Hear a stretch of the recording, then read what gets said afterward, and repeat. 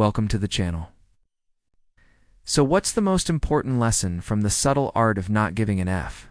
This book has sold over 1 million copies and counting, so it's clearly resonated with a lot of people. Now, having read the book myself, I believe the central idea can be summed up in one sentence. You only have so many F to give, so spend them wisely. Now, some of you might think, yeah, this sounds self-indulgent. How can not caring be a good thing? But hear me out. We all have limits to our time, our energy, our ability to cope with stress. So if you try to care about everything, you'll burn out. You'll be miserable. So the first step to a better life is often simply caring less. When I first read this book, I was instantly hooked because it challenged my core beliefs about success and happiness. I always thought that I needed to push harder, strive more, worry more, but in reality, all that was doing was making me more unhappy and burnt out. This book taught me that there's power in knowing what not to do. There's freedom in letting go. I know this sounds super woo-woo, but stick with me here. Let S break down 3 key ideas from the book and how you can apply them to your own life. No. 1.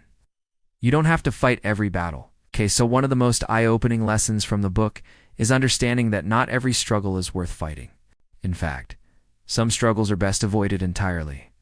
Mark Manson uses the analogy of a boxer who gets hit in the face. If the punch knocks him out, he loses the fight. But if the punch lands and he stays conscious, well, it's just a small part of his bigger strategy. He might even use that sting to get himself fired up. But here's the kicker. The boxer isn't trying to avoid getting punched in the face. He understands that it's an inevitable part of the sport.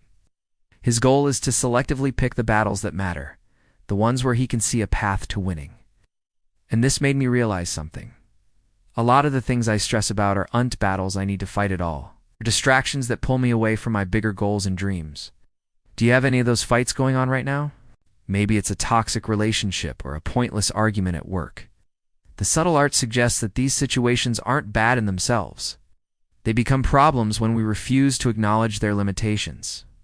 When we stubbornly hold on to ideals of how things should be, instead of accepting how they actually are, that's when we set ourselves up for disappointment and misery. Instead, embrace the reality of each situation. Ask yourself, is this a hill I'm willing to die on? Or is it just a distraction from what truly matters? Yeah. 2. Stop caring so you can start living. One of the most liberating ideas in the book is that responsibility is power. When you start to take responsibility for your actions, your emotions, even your failures, you gain an incredible sense of control over your life. Let me say it again. Responsibility equals power. Mark Manson challenges us to stop blaming others or making constant excuses. He wants us to look at our problems, really understand them, and then take responsibility for fixing them. In doing so, we reclaim our power. And finally, no. 3. Happiness is a side effect. Mark Manson argues that happiness isn't something we should constantly pursue. Instead, it's a byproduct of a life well lived. He suggests focusing on solving problems, taking risks, and embracing challenges head-on. And when we do that, happiness becomes a natural side effect. This is a big mindset shift. It moves us away from the belief that happiness is a destination towards viewing it as a companion on our journey. It encourages us to take action rather than constantly seeking comfort. Remember, this doesn't mean ignoring our feelings. It means acknowledging them, understanding them, and choosing how to respond to them in a way that aligns with our values and goals.